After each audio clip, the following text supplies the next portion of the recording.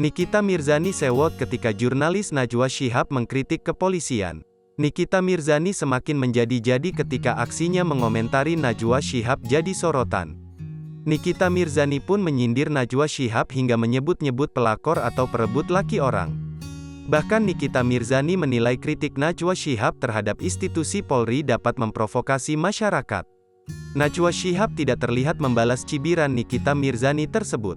Diduga menyindir Najwa Shihab, artis yang terkenal dengan kontroversialnya, Nikita Mirzani, tegas menyatakan tak akan mencintai suami orang.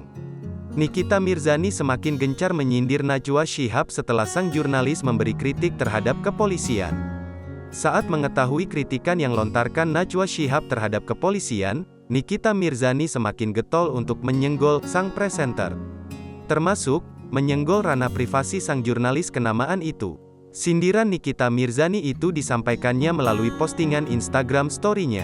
Setelah mengkritik Najwa Shihab, Nikita Mirzani banjir cibiran publik yang menyebut dirinya beda kelas dengan Najwa Shihab. Wanita berusia 36 tahun ini langsung bereaksi setelah disebut beda kelas dan tak level dengan Najwa Shihab.